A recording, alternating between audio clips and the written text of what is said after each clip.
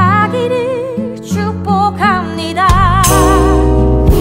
하나님의 은혜가 우리 가운데 가득하길 기도합니다. 가득하길 기도합니다. 가득하길 기도합니다.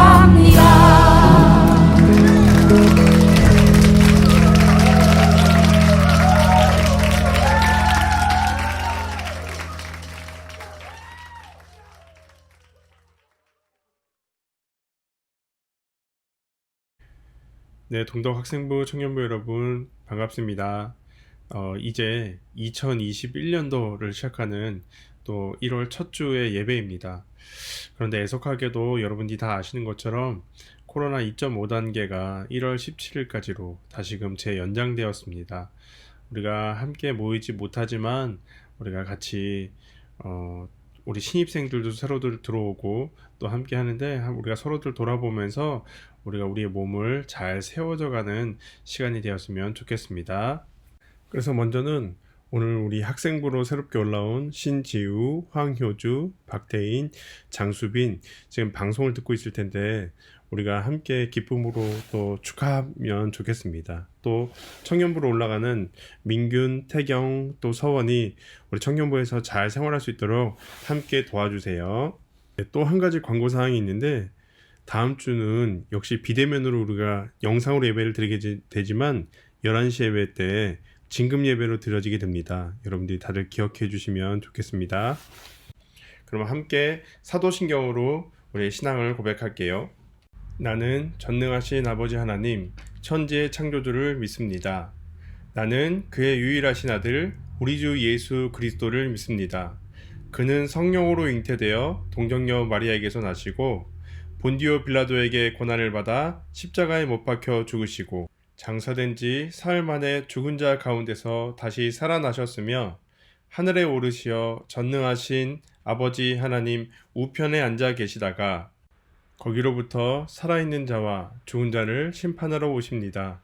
나는 성령을 믿으며 거룩한 공교회와 성도의 교제와 죄를 용서받는 것과 몸의 부활과 영생을 믿습니다. 아멘. 사도신경을 통해 우리는 우리가 믿는 바가 무엇인지 하나하나 살펴보고 있습니다. 오늘과 다음 시간을 끝으로 사도신경을 이제 마치게 됩니다.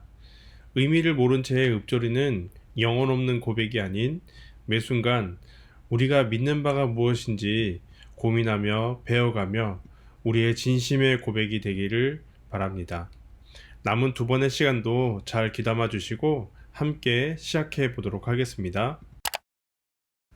2021년도 새해에 더불어 우리는 다양한 인사말을 주고받습니다.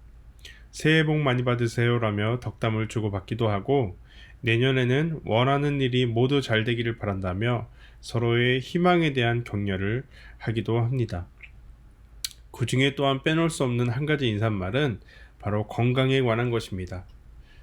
더군다나 코로나의 상황과 속에서 더욱 건강하고 오래오래 행복하게 사시라는 인사말 또한 빠지지 않습니다. 무엇보다 우리보다 어른인 분들에게 또한 부모님들에게 오래오래 행복하게 사시는 말 또한 모두 사랑의 표현이기도 합니다. 하지만 최근에 사회적 문제가 되고 있는 뉴스 한 편을 보도록 하겠습니다. 작년 말 중국 버스 정류장에 이런 전단지를 붙였습니다. 나를 입양해 주세요. 85살 독거노인 한쯔청, 그가 자신의 마지막을 지켜줄 누군가를 찾아 나선 절규였습니다. 그러나 그는 올봄 싸늘한 시선으로 발견됐습니다. 고독사, 고령 난민, 혼자 살다가 혼자 죽는다. 이런 심각한 고령화 문제에 또 하나의 문제가 더해졌습니다. 이른바 하류 노인. 생계 대책이 없어서 늙어서도 노동을 할 수밖에 없는 고령자를 의미하는 말인데요. 초고령 사회로 접어든 일본에서는 지금처럼 수명이 길어지다간 이 정도가 될 거란 말까지 나왔습니다.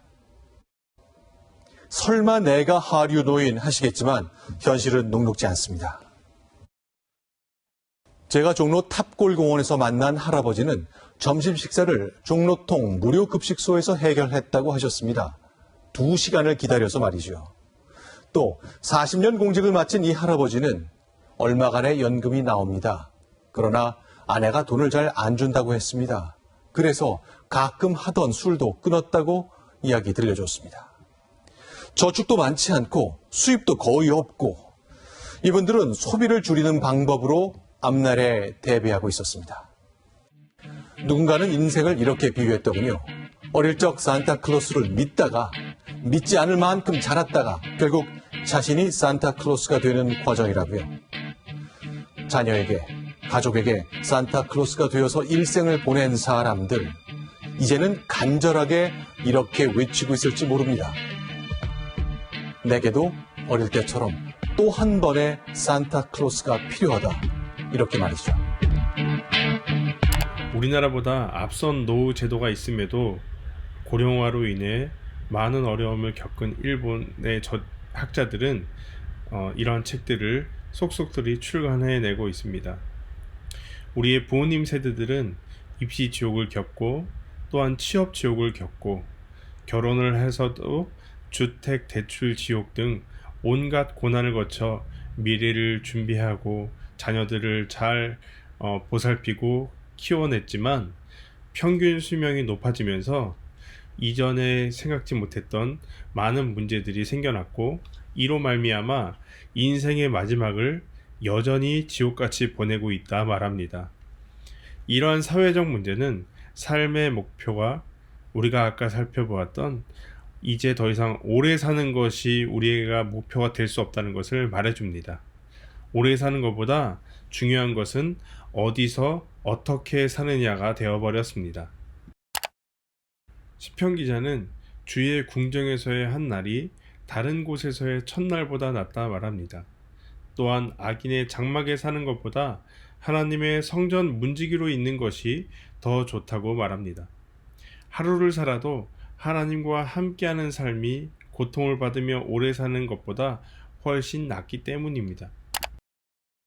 성부, 성자, 성령에 대한 고백을 거쳐 교회와 성도로 이어지는 신앙 고백의 마침표는 오늘 우리가 배우고 있는 영원히 사는 것입니다. 더불어 영원히 산다는 것은 이러한 화면에 있는 많은 종교들도 하나같이 목표로 하고 있습니다.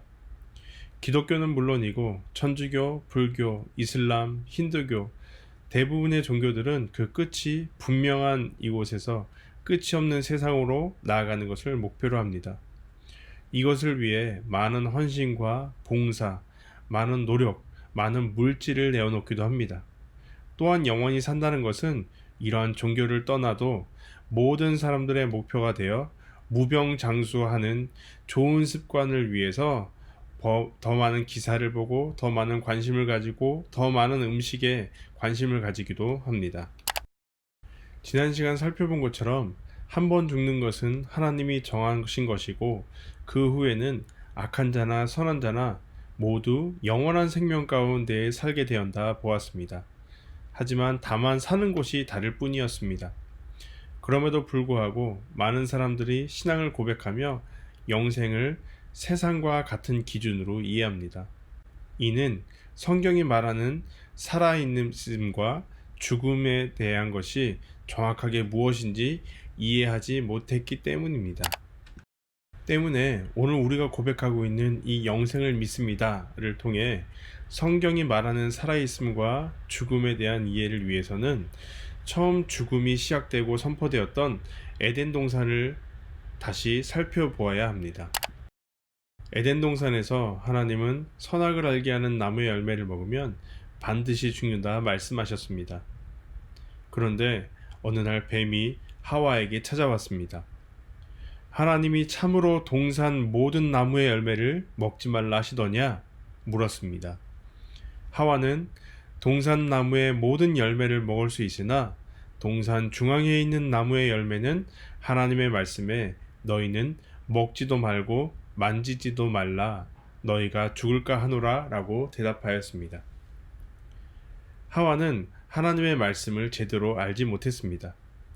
하나님은 선악을 알게 하는 나무의 열매를 먹으면 반드시 죽는다 곧 지난 시간 살펴보았던 죽고 죽는다 말했지만 하와는 그 말씀에 만지지 말라를 더했습니다. 뿐만 아니라 반드시 죽는다는 하나님의 말씀을 죽을까 하노라 하여 선악을 알게 하는 나무의 열매를 먹고도 혹시라도 살 수 있을 가능성을 열어놓듯 말하였습니다. 뱀은 여자의 빈틈을 놓치지 않았습니다. 뱀은 하와에게 단호한 말투로 너희가 결코 죽지 아니하리라 라고 말했습니다. 이어서 하와를 유혹하기 위해 그것을 먹는 날에 너희 눈이 도리어 밝아져 하나님과 같이 되어 선악을 알 줄을 하나님이 아신 것이다 라고 말했습니다. 에덴 동산에서 아담과 하와보다 높은 존재는 하나님을 제외하고 아무도 없었습니다.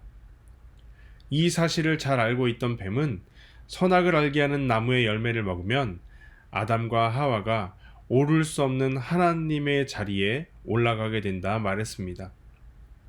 하와는 그 이야기를 듣고 눈을 들어 본즉 선악을 알게 하는 나무의 열매가 먹음직도 하고 보암직도 하고 지혜롭게 할 만큼 탐스러워 보였습니다.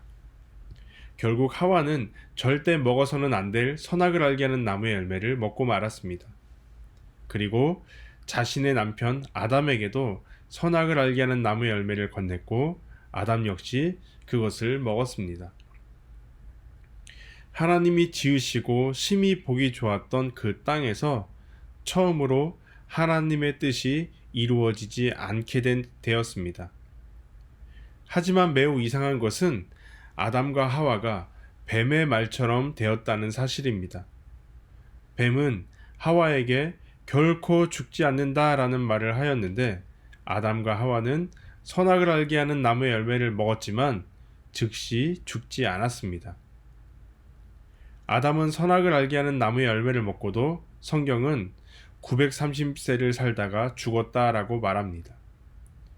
또한 뱀은 하와에게 눈이 밝아진다 하였는데 실제로 아담과 하와는 눈이 밝아 벗은 것을 알게 되었습니다.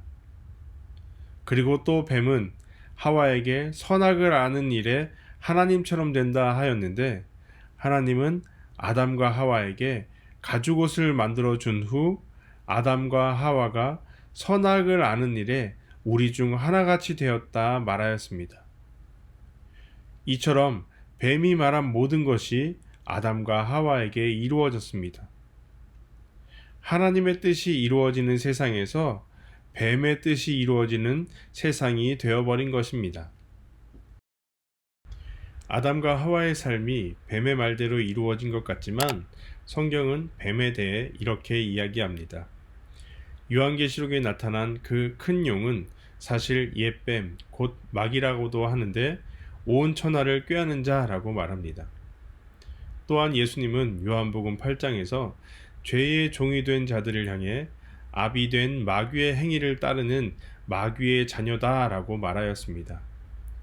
그 마귀는 처음부터 살인한 자요 진리가 그 속에 없으므로 진리에 서지 못하고 거짓을 말할 때마다 제 것으로 말한다 하였습니다. 때문에 예수님은 옛뱀이자 마귀를 거짓말쟁이요 거짓의 아비라 불렀습니다. 정리해보자면 요한계시록과 예수님이 마귀를 온 천하를 꾀하는 자로 말하거나 거짓말쟁이며 거짓의 아비라 말했던 이유는 에덴 동산에서 뱀이 하와에게 말하고 했던 일 가운데 거짓이 있기 때문임을 우리에게 말해주는 것입니다. 사도 바울은 이를 이렇게 말하고 있습니다. 디모데전서 2장 13절을 통해 이는 아담이 먼저 지음을 받고 하와가 그 후며 아담이 속은 것이 아니고 여자가 속아 죄에 빠졌음이라 라고 말합니다. 하와는 속아서 죄에 빠졌습니다. 진실을 말하는 뱀의 말을 따르다 죄에 빠진 것이 아니라 바로 거짓말하고 속였던 뱀에게 속아 죄를 범한 것입니다.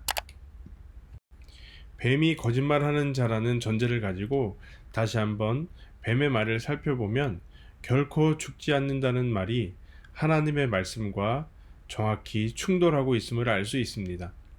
하나님은 선악을 알게 하는 나무의 열매를 먹으면 반드시 죽는다 말했습니다. 하지만 뱀은 결코 죽지 않는다 말했습니다. 만일 뱀이 진실을 말한 것이면 하나님은 거짓말을 하게 된 것이고, 하나님이 진실을 말씀하신 것이면 뱀이 거짓말을 한 것입니다.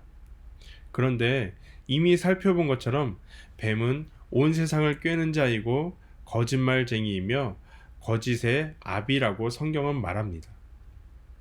따라서 하와에게 결코 죽지 않는다 말한 뱀의 말은 거짓입니다. 하나님의 말씀대로 선악을 알게 하는 나무의 열매를 먹으면 아담과 하와는 반드시 죽습니다. 뱀은 이 사실을 속여 하와를 죄에 빠뜨렸고 아담과 하와를 죽은 자로 만들었습니다. 물론 뱀의 말을 육체적 죽음으로 이해하면 거짓이 아닐 수 있습니다. 선악을 알게 하는 나무의 열매를 먹었음에도 아담과 하와는 죽임을 당하지 않았고, 심지어 자신의 자손들을 낳아 생명을 잉태하여 많은 자녀까지 낳았기 때문입니다. 하지만 성경에서 말하는 죽음을 이해하면 뱀의 말은 정말 거짓말이었음을 쉽게 확인할 수 있습니다. 시편 34편은 생명의 원천이 하나님께 있다 말하고 있습니다. 생명을 가진 어머니가 생명을 가진 아이를 낳는 것처럼 생명의 원천인 하나님이 생명을 가진 사람을 출생시켰습니다. 이는 흙으로 사람을 만들고 그 코에 생기를 넣는 창세기 2장 7절의 모습을 통해서 우리는 떠올려 볼 수 있습니다. 여호와 하나님이 땅에 흙으로 사람을 지으시고 생기를 그 코에 불어넣으시니 사람이 생명이 되니라. 따라서 살아있는 것과 죽은 것의 기준은 하나님으로 시작되고 하나님으로부터 유지되며 하나님에 의해 완성됨을 우리는 알 수 있습니다. 하나님을 떠나서는 그 어떤 사람도 생명이 될 수 없습니다. 따라서 하나님과 함께 살던 에덴 동산에서 쫓겨난 아담과 하와는 생명의 원천인 하나님으로부터 분리되어 그들의 모습은 죽은 자가 되었던 것입니다.